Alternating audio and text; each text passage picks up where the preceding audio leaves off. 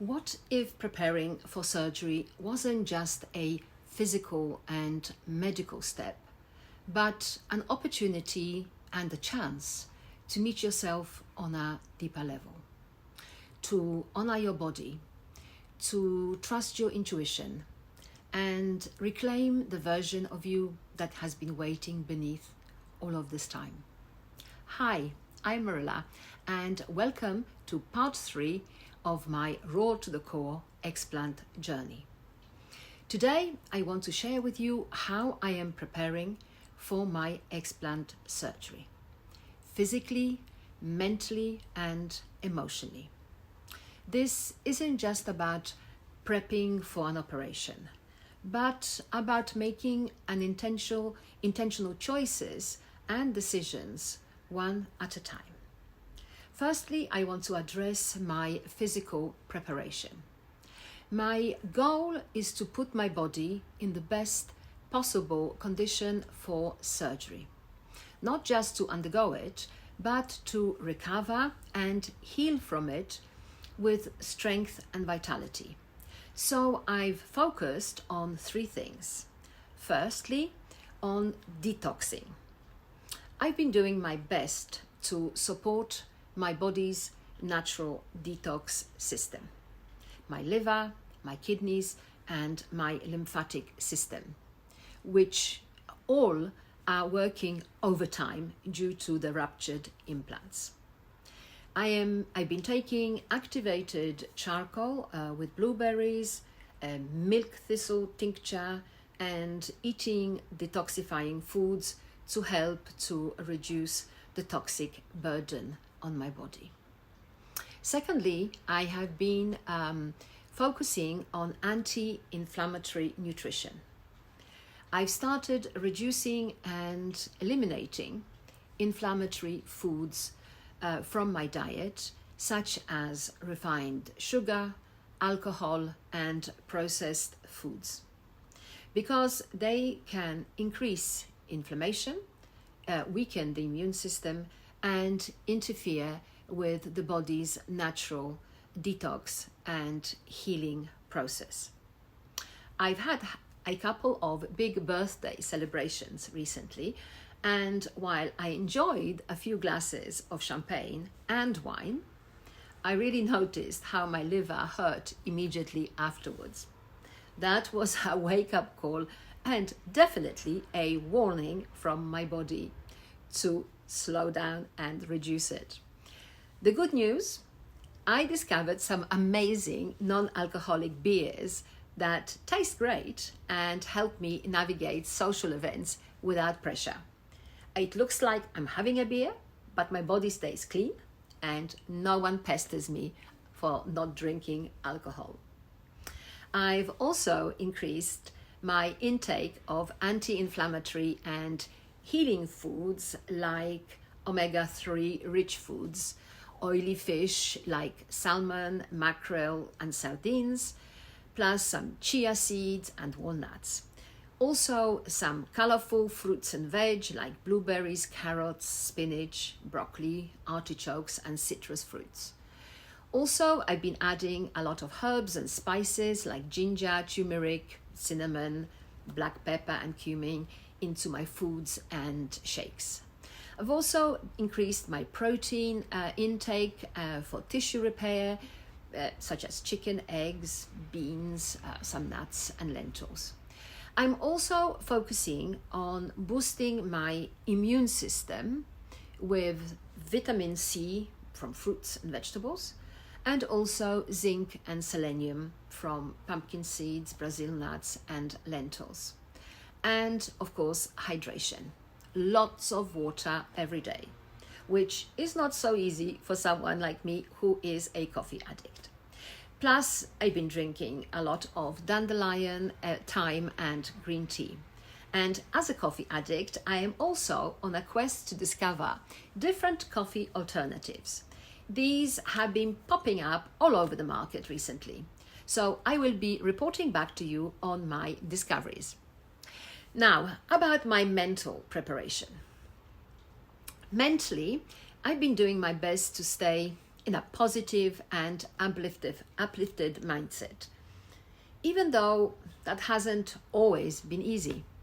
Naturally, I'm an optimist. I believe things will always work out for my highest good. And that's the mindset I adopt and return to every day.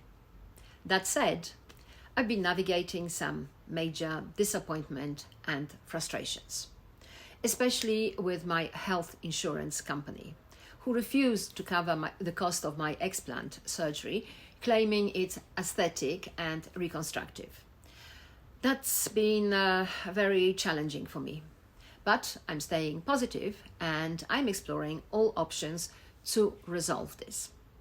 I've also been practicing visualization, imagining myself waking up from surgery, feeling strong, vibrant, and healing beautifully. I see myself moving with ease, breathing freely, in minimal pain, and that vision fuels my positive outlook. Every morning and throughout the day, as well as before I go to sleep, I repeat one of my favorite affirmations by Louise Hay. All is well in my world. Everything that is happening to me is happening for my highest good. And out of this experience, only good will come. I am safe, I am loved, I am protected. This affirmation has carried me through some very, very tough times in the past. And in particular, when I find myself under real stress, it helps me to center myself into the present moment and calm me. Now, concerning my emotional preparation, emotionally, this journey has been profound and very, very deep. When I first found out my implants had ruptured, the decision to explant and not replace them felt overwhelming. I had these implants for over 25 years, and my identity was tied to my D-cup breasts. The idea of returning to my natural B-cup body felt confronting. It felt like the death of the woman I had identified as for almost 30 years. And even though there was no physical death, I was grieving the loss of my identity and familiar shape of my body and form. But 3 months on from the rupture, I'm feeling completely different. Now, I can't wait to get these toxic foreign objects out of my body. I am ready to heal, ready to fully accept and love the woman I was born to be. Small, but strong and resilient. And finally, confident in her own skin. I've also come to see that the explant surgery isn't just a physical event. It's deeply, deeply emotional. It asks us to face our stories, our beliefs, and above all, our identity. That's why I found journaling to be so helpful. Writing out my feelings, tracking my symptoms, and giving voice to my experience in real time has been extremely helpful to me. This explant journey has also been a sacred reconnection, not just with my body, but with my inner essence. And for this, I am incredibly grateful. Of course, I'm feeling a little nervous about the surgery itself, and I want it to be done as soon as possible. I am also excited for the relief of finally removing what doesn't belong in my body and never had. For knowing I've chosen to finally honor myself, for the freedom of no longer carrying something that was never truly me, and for the lightness that I know is waiting for me on the other side. I can't wait to return and share with you what this new version of Marilla feels like and looks like.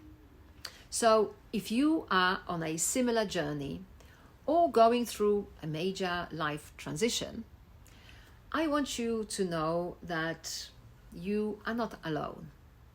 You are definitely not broken. You are just becoming more you, who you have always been, deep, deep inside of you. And every step towards that is sacred.